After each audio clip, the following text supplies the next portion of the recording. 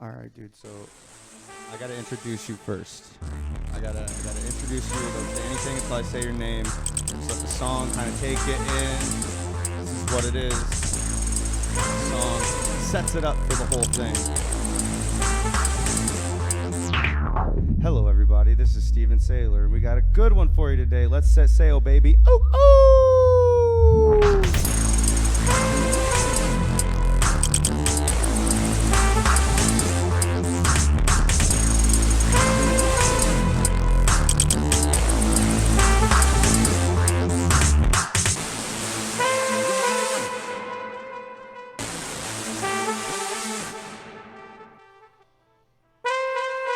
Ooh, leave it on the last one.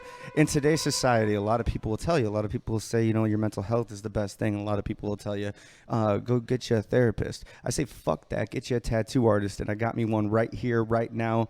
Give it up for Berto Espinosa.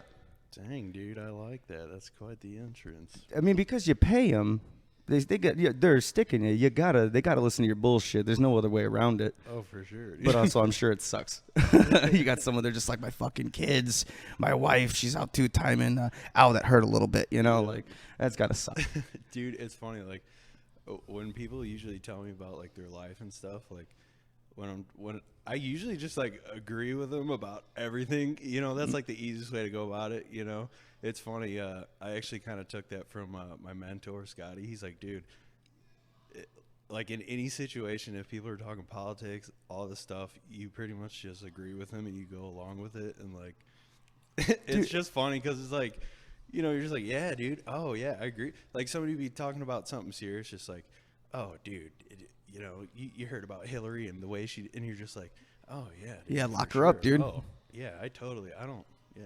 But also, you're working for a tip too. I mean, they're already paying you good money to get, but you're working for a little bit extra. You're just gonna, and that's why I say get yourself a tattoo artist because the therapist is gonna try to tell you, hey, you're an idiot. That tattoo artist is gonna be like, yeah, dude, just stroking your ego. It's like, yeah, it feels good. You walk out of there with some good artwork and you feel like a champ. Yeah. So, Bert, how did you get? First off, for the people that don't know, Berto Espinosa works out of Blacklisted Tattoo in Crown Point, Indiana. He's been doing it for almost 10 years now, huh? Yeah, dude. So I started super young. Like a lot of people ask me, that question when I'm tattooing them. So most people know that I've tattooed, but yeah, I started I was like 15 or 16. My uncle had got me some tattoo machines online, and so around that time, I was drawing like all the time, and he had brought up, he's like, dude, you should try and like tattoo, and I thought it was pretty dope just because like I used to draw permanent marker tattoos on myself and my cousins and my brother and stuff. So the idea was cool, and I was just like, yeah, that'd be super cool.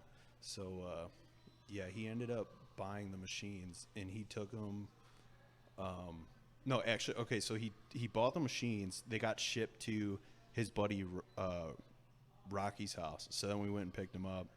I ended up getting a hold of them, dude, and it was game over. Like I was tattooing myself. I was tattooing my brother, some friends and stuff like that.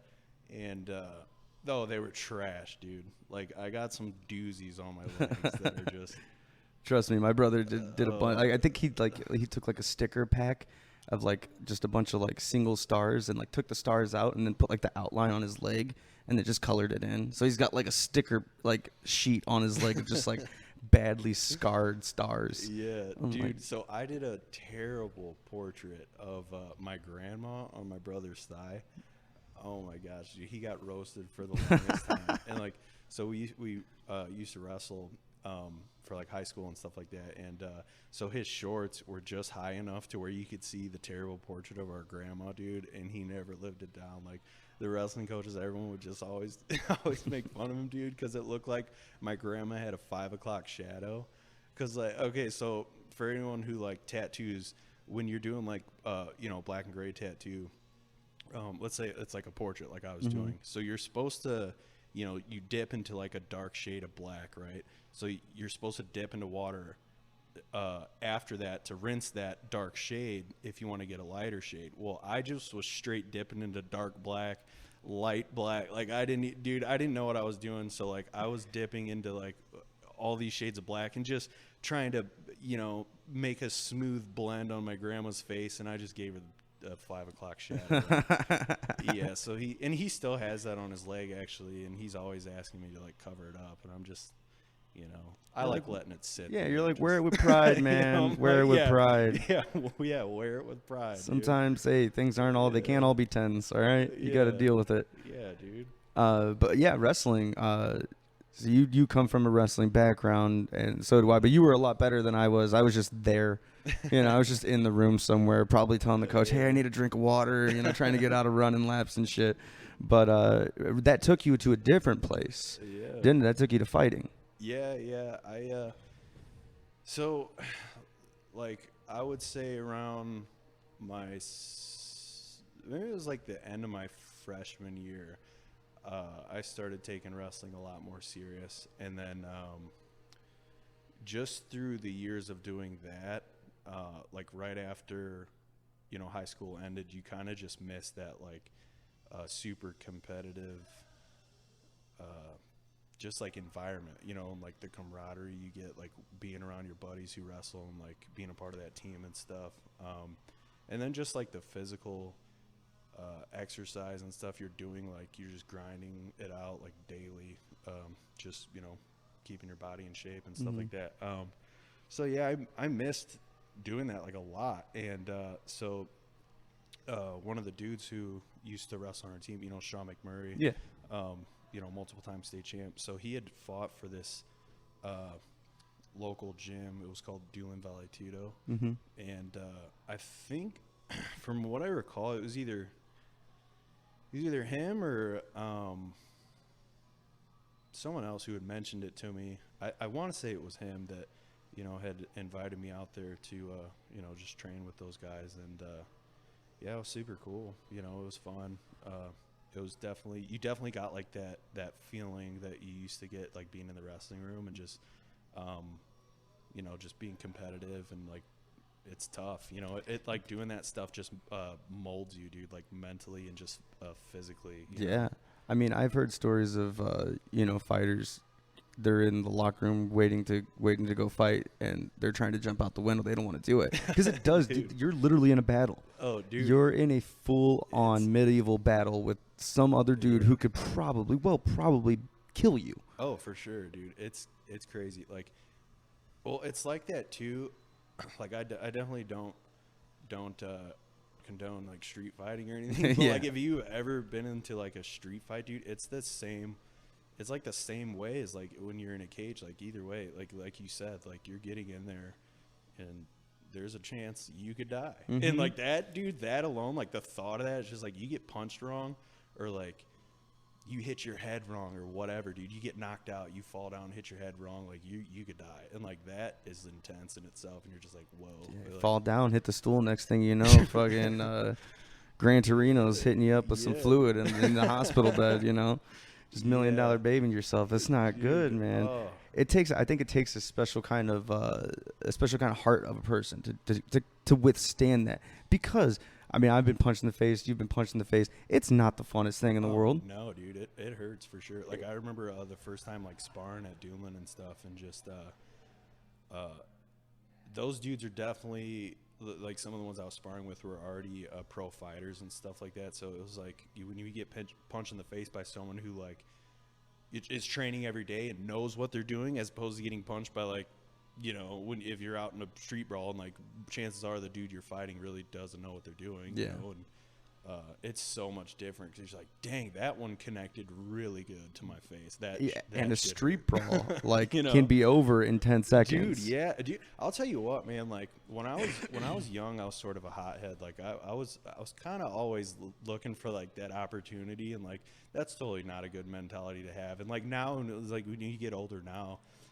Especially with the way the world is now today, dude, it's like it would be pretty sketchy to get into a street brawl day because you don't know who's pulling a gun. You know what I mean? Like most people, I feel like nowadays don't want to fight; they'll just shoot you, and it's just like and honestly, the whole fighting thing is so popular. You really don't know who the fuck has been training legit or not. Yeah, that too, dude. Like I know some dudes I went to high school with that like there's one dude in particular, I won't mention his name. His first name's Brett, though. There was wrestling practice or in the shower, and the rest. He's just in the fucking corner of the shower, like holding a bottle of like, and just jerking. Like that dude trains with Brazilian jiu-jitsu and like is a black belt. Are you kidding me? The dude who was cranking down in the shower to a bunch of it, like literally could grapple me up. Like I don't know. Maybe he just enjoyed getting off to men. I don't know. Maybe he's still doing it. Maybe they're cool with it. I don't know. But yeah, fighting, I don't know, man. That takes a lot of, and I feel like having that background going into a business such as the tattoo industry, where it really is cutthroat. Dude. It's not about, it's about how good you are. It's also about who you know. It's about how much you're putting out there, how much you're marketing yourself. It's like that thing. It's like, okay, well, I'm a fighter. I got to make this weight. I can't, go out and eat a cheeseburger. I got to get up at 5 a.m. I got to go run 5 miles. I got to go to the gym. I got to go do sparring. And you're locked in because I see it, my brother who you work with, a tattoo artist as well, like the work doesn't stop when you go home. Right. Like it's constant. You're drawing, you're booking appointments and shit like that. Dude, it sounds crazy, but like, and I think most artists would agree with me. Like, I know we just sit at a chair or like, you're sitting all day and like tattooing, but like mentally, dude, it takes a lot. Like I feel exhausted when I get home and like after I've done like, 6-8 hour session on somebody's arm or their back, like, dude, you're fried. And you're just so focused like that whole time. You're just like, you're in the zone. Like, I don't know. It's hard to describe unless, like you've done it. Like, it just it takes a lot out of you, and not only that, but obviously we're hunched over all day, so your back is fucked, dude. and you're people who just admire tattoos or watch it on Ink Master, they're just like, oh, he's just placing his hand there. No, you're stretching the skin. Oh yeah, like that's imagine carpal tunnel is a real thing in the tattoo industry. So yeah, no, it was probably been about a year ago. I started getting like carpal tunnel. I feel like in my left wrist pretty bad, and I was kind of doing like these rubber band exercises and stuff like that, but dude, it was firing up like terribly. And I don't think what helped it was like, I was going to the gym and using this like grip exercise machine. And I think that just intensified it and made it worse. Like I was thinking to myself that was like counter like acting. Like you're working that muscle. Yeah. And I was thinking to myself like, oh, this is probably going to help it, dude. And I'm not at all. Like, it just made it worse. And then when I stopped, using that, then I kind of feel like with the rubber band exercise and stuff, it kind of helped. And it just, eventually went away. It's not as bad now, but it's weird. Like, if I'm doing any, like, physical exercise at the gym, like doing, for instance, like a deadlift, I'll notice my left wrist is, like, a lot weaker. So it's a lot harder to hold on to, like, a barbell and stuff. Mm-hmm. But, yeah, dude, tattooing is definitely.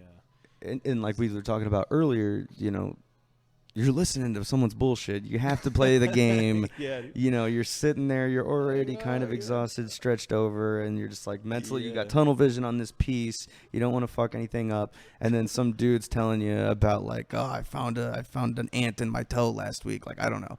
Just like the most random is bullshit. Like, I'm sure it's not easy at all. My clients now are probably listening to this like, oh, you asshole. I thought we were in a mutual agreement for that. But, yeah, no, for the most part, obviously I don't want anything to think I'm fake. Like I'm just, it's all good fun, Mm-hmm. But yeah,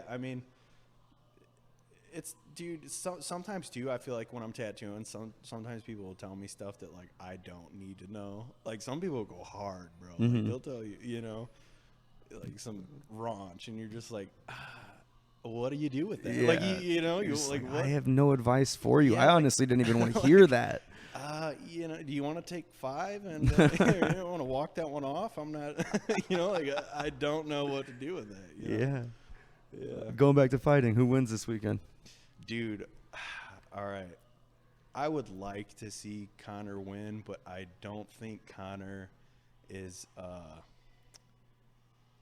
I don't think like he's mentally like just hungry anymore. Obviously, like when you make the stupid amount of money he's made, when you make that kind of money, it's probably easy to get complacent. And I mean, the dude comes from like nothing, so like he was super goal oriented going into like the UFC, and like he met those goals, and you got to give it to him. The dude changed the UFC like 100%, man. Just the way that a lot of the fighters carry themselves now, like dudes went from wearing like sweatpants and a hoodie to press conferences to now they're like all dressed into the nines. Like you got to give it to him. Like he definitely started that movement in the UFC where he just showed more class, but at the same time he changed the game with like the shit talking and everything like that, you know what I mean? Just took it to a whole nother level, like a personal level too, where just people are like, oh my dude, I mean, he brought in Dustin Poirier's wife on this bro, one. Just like, oh, Conor, are we back? Are we back, yeah, dude? like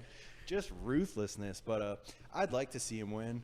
I don't know though, it's hard to make those predictions now, because like fighting, dude, is just unpredictable. Like you never know. Like I mean, anything could happen, but I mean, we'll you're going up against a dude like, and in this instance, they've already fought twice. It's 1-1, so it can go either way. Right. And I'm sure that's how it is in most fights. Like Sugar Sean's got this opponent who's 9-4 recently, just signed for this fight to the UFC. He could come out and blast Sugar. Dude, yeah, that kid's fun to watch, man. Like, he kind of reminds me of like. Okay, obviously Bruce Lee was like way before my time, but like just from watching, I grew up watching like all the Bruce Lee movies and stuff like that, and like the way he moves, like that just quick, he just has like that fast like finesse, dude. I don't know why it reminds me of Bruce Lee, but he's super fun to watch, dude. And he's quite hilarious. He's a quite hilarious guy. Is he? And yeah, like he's gone on record saying how like a lot of people say he copies Conor, and he's like, no, I learned from Conor. Yeah. He's like, Conor was the person I looked up to. Like, I wanted to be Conor. Yeah. But now I'm me, and I'm in this position. I'm just taking what Conor did. I'm evolving it. Yeah. I'm going to evolve it, make it something else now. Yeah. And that's kind of cool. I love seeing people I love seeing just motherfuckers that are just go for it. They know what they want, and they're going to go for it, and they're not going to stop till they get it. Right. And then Conor, he got what he wanted, and he's still going. Right. It's like, when are we going to hang him up? I don't want to see you hang him up because he's electric, man. I enjoy watching him fight even when he loses, and it sucks. And then I hate myself for the next 3 days because we paid money to see this shit. It's crazy too to think, dude, because like we said, he changed the game so much. It's just like even when he does lose, like you said, it's just like you're still pumped that you got to see him fight. Whereas like any other fighter, almost like that you see lose, you're just like, oh, they're trash, But when Conor loses, he's like, ah, oh, damn it, Conor. That one hit home. It's tugging on my heartstrings. Devlin, yeah, hold him tonight, Devlin. Yeah, you go to work the next day, just fucking depressed and stuff, dude. Everyone's like, what's wrong? He did it. Dude? He fucking lost. Yeah, I don't know. I want to lose right now. Like, I just want to go home. Yeah. It's weird. It's weird. So, but Tats, I know we had talked before. Like, you're a pretty big comedy fan. Oh yeah, dude. So, what kind of comedy? I always like asking people what they're like their favorite comedy movies like of all time. All right. Favorite dude. Okay, so anything pretty much with like Chris Farley. Yes. Like that was my shit. Like Black Sheep, Tommy Boy, stuff like that. But I will say, and you could count this as a comedy, chick flick, dude. I'll probably get roasted for this, but I think Mean Girls is one of the funniest movies. It is one of the funniest movies. It's extremely underrated, dude. But I could quote like that whole movie. I don't know what it is or why I think it's like so funny. It's just, I feel like maybe it's just because it's like It was all the cliches that were around when we were growing up. Every single Yeah, cliche. like, it's accurate too, man. Like you knew, like, especially the scene like when they're in the lunchroom, you know, and it shows like you got the jocks, the nerds, like all that stuff. Like that's exactly how it is. Yeah. It's just funny the way they depicted that in the movie. They did it so they didn't do it like, I mean, it's called Mean Girls, but they didn't depict like how the groups were in a mean way. It was like a realistic thing. Yeah. There's that one nerdy kid who thinks he's a good rapper, like you know, like there is. You know, the mathletes, they're the mathletes, but behind closed doors, they're all talking shit about everyone. They're like, fuck this dude. Yeah. And you got the gay dude who's just like so hilarious and witty and is like, oh, I ate for you, Glen Coco, and not for Gretchen Wieners. And like, and just walks out. It's such a good movie. Yeah, I love those stupid, funny love flicks. They crack me up. Yeah. But so, yeah, I would say, you know, growing up, my brother and I definitely would always watch, you know, like I said, any movie with Chris Farley or Jim Carrey was another one. But then I'd say, like, you know, around my teenage years, like my sense of humor kind of like changed. I thought that Zach Galifianakis was like the funniest dude, and I still think he's super funny, man. Like, I love that dude's sense of humor because it's like you don't know if he's being serious or if he's being funny, but that's why it's funny, especially when he does like Between the Ferns. Yeah. You know, like those are hilarious, dude. And you know, dude, they're all scripted and everything, but it's like it's just his personality. yeah, and then the writing of it is like, because all that shit's written, it's like this dude's a genius. Yeah. And he's got Brad Pitt spitting his gum onto his forehead. Like, God, it's awesome. Yeah. Zach Galifianakis in Due Date. He's like never in my 23 years have I ever been disrespected. So it's like, you look like you're 60, dude. Robert Downey spit on his dog. He's like, I have never. And Jamie Foxx is like, you just spit on that man's dog. He's like, I know. I went full rage. I went full rage. Robert Downey Jr. is another one that, like, he kind of started out in was it Weird Science that he was in, like, for the first one? He did a couple of those teen movies in the 80s, and then did like one about like him being a druggie, and then went to jail for sleeping in some random person's bed. Yeah. Comes back as Tony Stark, and then he's just one of the I think he's one of the funniest dudes.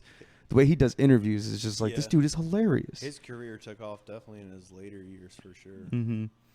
Yeah, man, they were saying that he was doing his dad was doing drugs with him at like 8. His dad was like drinking with him and smoking him out at like 8 years old. It's like, of course he's gonna wake up in some random person's room. He's been doing it his whole life. Yeah. Like, he's, you know, waking up in mom's bed. He's like, I thought I was in my car bed. What is this? You know? Yeah, he's super successful now. Oh yeah. You know, one of my favorite comedies of all time is Blues Brothers. Blues Brothers? Yeah. Dude, my dad's like real big into like John Belushi, like the old SNL crew. Yeah. You know, stuff like that, John Belushi, and I've only seen bits and pieces of the Blues Brothers. I don't think I've ever watched it all the way through. It's so good, so satirical, and I mean, if you like Chris Farley, like, you'll love Belushi, because he wanted to be Belushi. That's what he always said. He's like, Belushi's my hero. Yeah. Yeah, it's so fucking good. They're in like this restaurant in Chicago, and like a big uptown. Everybody's got like suits on, and they walk in smelling like shit. They just got out of jail, and they're trying to retrieve, you know, fucking the keyboardist or whatever, saxophone player, and they sit down. He's like, if you don't join the band again, we will come back here every day for 3 meals and ruin your life. And then he turns over to like this rich family. He's like, the girls, how much for the little girls? And it's just like, it's the funniest fucking, you can't get away with it now, but it's like the most hilarious thing. He's just going so over the top to get his friend to come back into the band. Yeah. You'd get me too'd for that real fast. Couldn't do that today. Was it his older brother or his younger brother that was in that TV sitcom? According to Jim? That was his younger brother. Younger brother? Okay. Yeah, he's a marijuana farmer now. Oh, seriously? Yeah, he's got like this huge marijuana farm, and yeah. Dude, that's crazy. Mike Tyson's doing that now too, ain't it? And the dude from did you ever watch that show Wilfred? Wilfred, no. On FX? I don't think. It was about a dog. It was weird. It had Frodo in it. He's got a company too, but he dresses. He plays that character as like he's like a grown man, but like he's wearing like a labradoodle suit. Yeah. But that's just because the character sees him as a grown man. He's actually a real dog.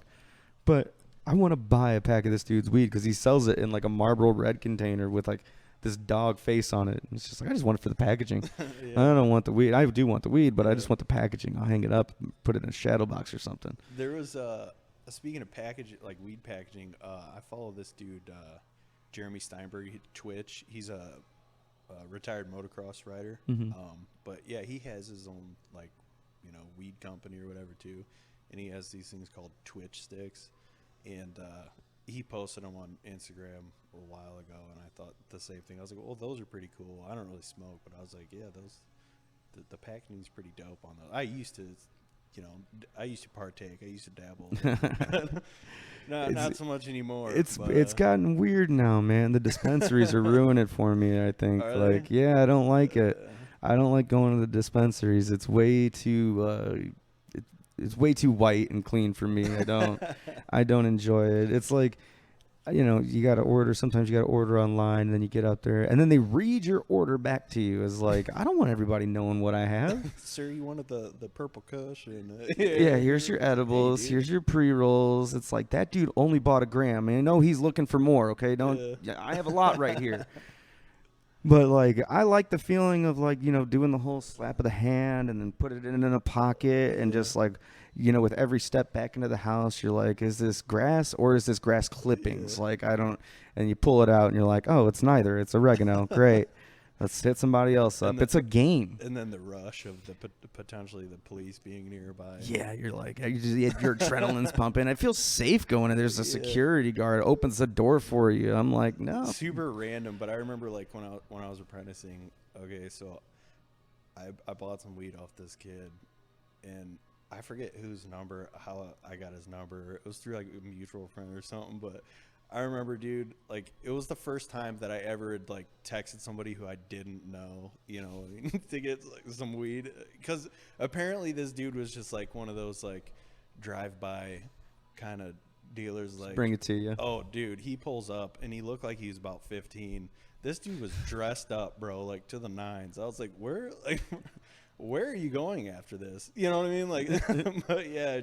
It was like, so, I don't know why. It's like dress for the job you want, not the job you have. Dude, for real. Like, I don't know why that will like always stick with me, because that was just the most like awkward time I've ever purchased weed in my life. Dude, I used to sell some weed. I don't think I can incriminate me now. It's been almost 10 years, but it was weird getting the random numbers. Like, don't give my number out.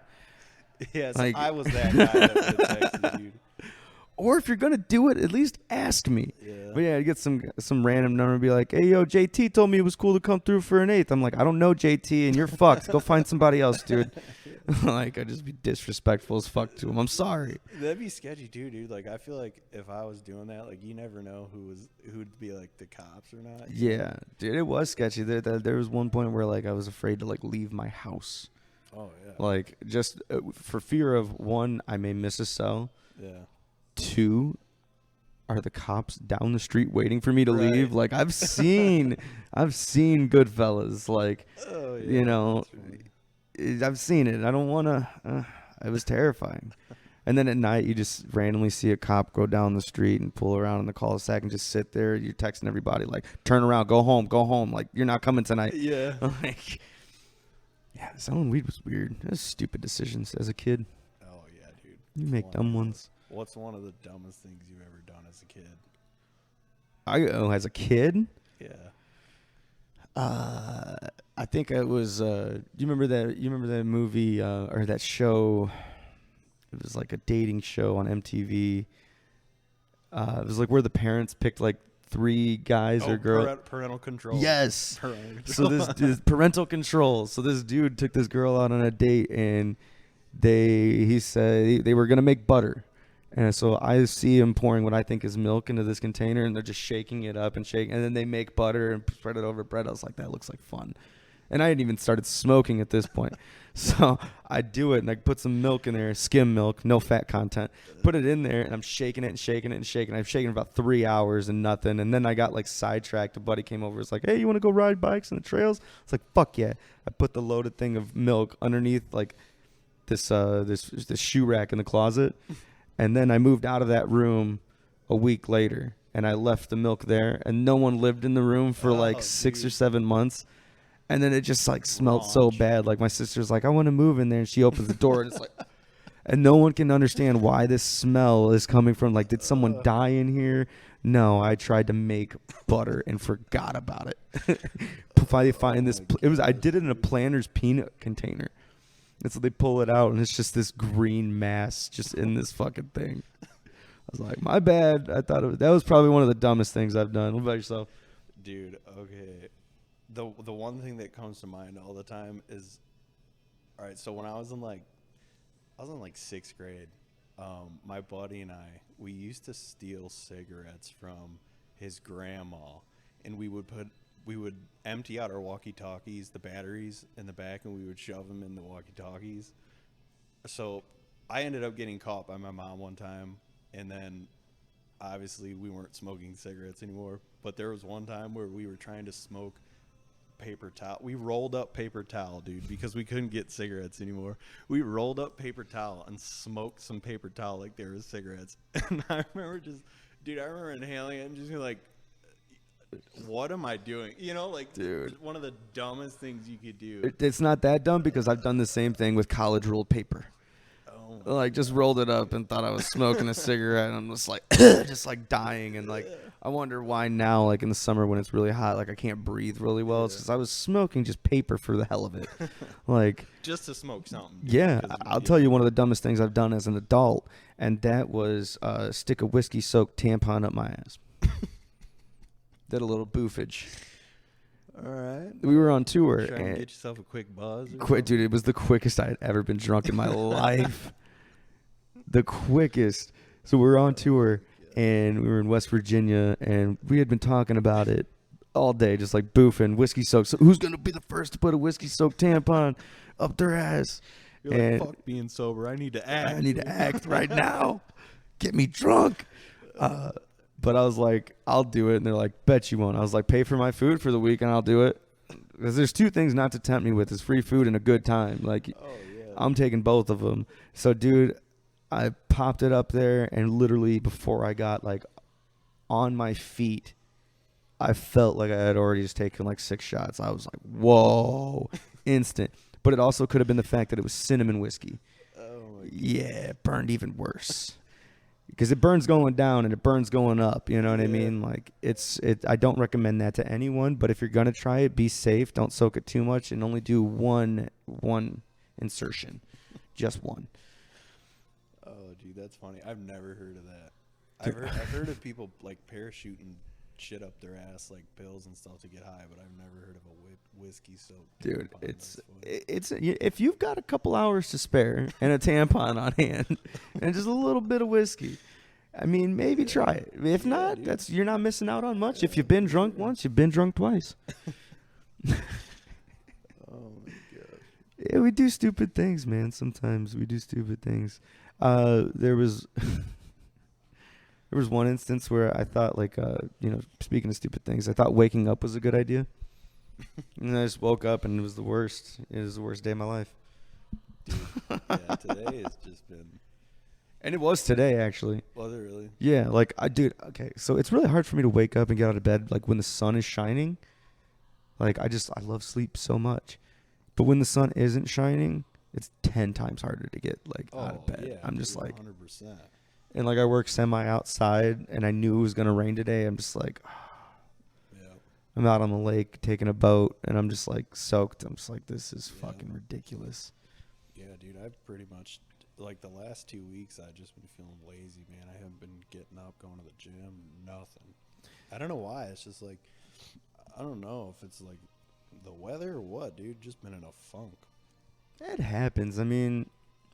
Given the state that we were just in for the last year and a half, and, I'm sure it didn't change much for you. How long were you guys off? From what I know, too, like most shops, I'd say were closed like 3 months, like 2 to 3 months or so. Mm-hmm. So I know a lot of guys though. I mean, for the most part, you're still tattooing on the side or working side gigs or whatever. But dude, we were off for 2 weeks, and I took an extra week just to kind of be cautious. And then I looked at my bank account. I was like, I gotta go back to work. And so it's just been the same mundane thing for the last and I'm just like, I come and do comedy, and you don't do much else. The movie theaters are still closed. That was a big thing I like to do in my free time. yeah. Like it's just like this whole year and a half has just been so mundane. Dude, it was so crazy when I found out that the Portage movie theater closed, like, because I felt like it was always popping. You know what I mean? Mm-hmm. Now, I don't live in Portage anymore. I mean, I've moved out of there. I've been out of there a while, but it's still just kind of like, it's weird. Like, we're just in that. Like a furlough. Yeah, dude. We're just kind of hanging around. It is very weird. Even like with the comedy, I've seen growing up. I've grown up watching comedy. You see clubs, and they're packed butts a nut. But you go to a club now, everything's so separated. Yeah. You can still, like old clubs. You'd have tables, but it'd be like a new table would be where this chair starts, like a foot away is a brand new table now. It's like 3 feet away, 4 feet away. Yeah. So it's a little weird, and like I don't know, everybody's kind of off-putting. Some people are wearing masks.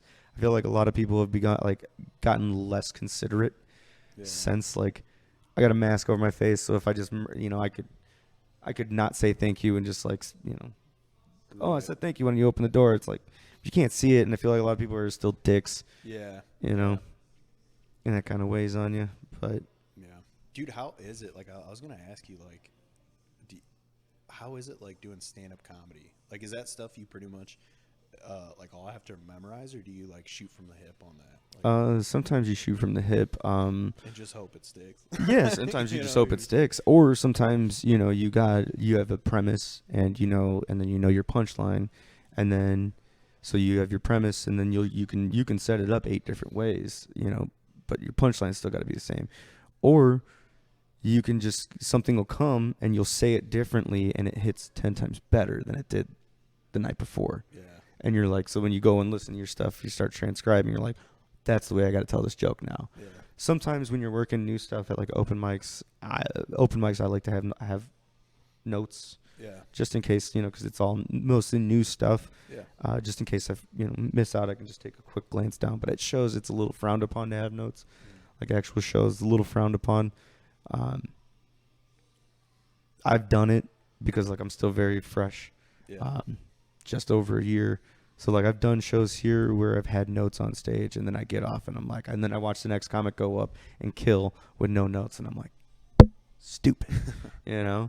Just but it's tough because sometimes you can do really good, and then you get back in the green room, host brings up the next comedian, and within a minute they forgot who the fuck the comedian before was. They're like, fuck that dude, he doesn't matter anymore. Dude, have you ever been on stage and like thought that you just told a banger, like you're just like, oh dude, that was some straight heat, and then you just don't get the reaction you're it does. Yes, and you're just standing there like, all right, you're like, all right. I'll be like, I thought that was funny. I mean, I guess you guys are stupid, but that's cool. Next joke, we'll just go into it. Sometimes you gotta address the bomb. Like you gotta address when it bombs. You're like, that one sounded different in my mirror this morning. Yeah. Just address and make fun of yourself for like not doing your job. Like because your job is to make people laugh, but when you don't do it, you really gotta force it. Yeah. It's tough though, man. It's tough. Like I know I'm due for one really good bomb where like I don't get any laughs. Even the tried and true shit doesn't hit. I'm bound for it. I haven't hit it yet, thank God. But I've seen people just like that I know are killers. Yeah. Go up there and just bomb.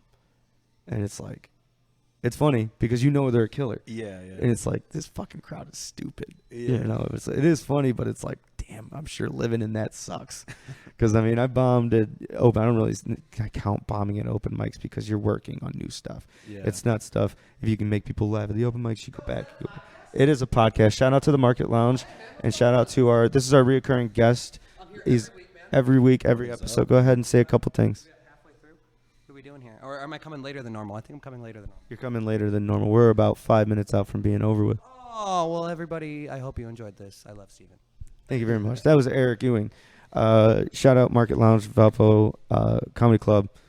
Good people here. So what were we? I'm sorry. What were we? Comedy. Yeah, comedy's weird. I love it. It's fun. You meet a bunch of new people, but it is a stressful thing. Yeah. It is a stressful thing because like you said, you can have something that you think is a banger and it just doesn't work, and then you try to tweak it and it doesn't work again, and you try to tweak it, it doesn't work again. You're like, I'm gonna make this fucking joke work. I know it's funny. Yeah. But it is fun, man, because you go to a comedy show. It's literally the funnest thing in the world. I love going to comedy shows because, especially like live comedy, like it's hard for me now to watch actual stand up. Yeah. Because it's like, oh, I've seen the fucking thing. Like this, I've seen the actual work it takes to get to that. Yeah. Not saying I mean, I don't know any big time guys. I'm not saying that at all. But just working, like you have so much more respect for it, and you have so much more respect for the actual live stuff. Like, yeah, the specials are cool, but I'd much rather be in like a club. Yeah. Watching real comedy. Is it harder now? Like, do you feel like comedy is harder now because of like the sensitivity of like our culture now? Like, do you feel like it's a lot harder to make funny jokes? You know what I mean? Or do you just say fuck it and go Dave Chappelle on everyone? Some people, I mean, I know there's a great dude. He was a guest on this cast. His name's Billy Dodaro. Yeah. He's very controversial. Yeah. And he's not like that in person. He just finds that shit funny. Yeah. He's an old school. He's like an old school Italian dude from the South Side. Yeah. But he's the nicest fucking guy I've ever met. But he has a joke where he had to break up with an Indian girl because her hand job sucks. She kept giving him Indian burn. And it's like, it's so stupid, but it's hilarious. And he's gotten banned from a club or two. And it won't be his last, I'm sure. But yeah, some people just say fuck it. What I think is funny, and you can either get behind it or not. Yeah. And I think that's one of the real things in comedy is find what you think is funny and make people find it funny. Yeah. It's a fucking magic trick. And I'm like I said, I am still learning, but it's a magic trick to watch somebody go up there. We had a dude here. He was only supposed to do 30 minutes, and the show ran until 12:30. He ended up doing 53 minutes, and people were still going up to get drinks at 12:20. Like, he just captivated them. Yeah. For 53 minutes. Yeah. You're like, I'm sitting there. I'm just sitting there in awe. Like, this. Yeah. This is a genius at work right now. The dude is so in the zone. He's got these people wrapped around his finger, and he's fucking them with consent. It's amazing. Like, it's a true art form. Cool feeling though, for sure. To be up there and have that feeling where you're like, I could do anything right now because I already got him. Yeah. You know, I had him in the first 10. I'm just gonna coast. Fuck it. I'm going a half hour over, and the host let him. The manager was just like, fuck it. I'm letting him go because he's got him. The more they're buying drinks, I'm cool. You know, and like you see that, it's fucking awesome, dude. I'm sure it's the same way when you see like someone from your shop just like do a killer fucking piece or go to a convention and like win like first in show or something. Like, I'm sure that's got to be fucking cool. Yeah. Like, yeah, as soon as I get done tattooing, and they go in the mirror and look at their tattoo, but then your brother will get done around the same time as me, and then I got to look at his tattoo and look at mine and then look at his. And then fuck that guy. Then I'm like, you know what? I'm done. I'm done here, dude. You're like, I'm done, and then you go home. You're like, fuck it, I'm not done. I'm gonna start drawing. We got more work to do.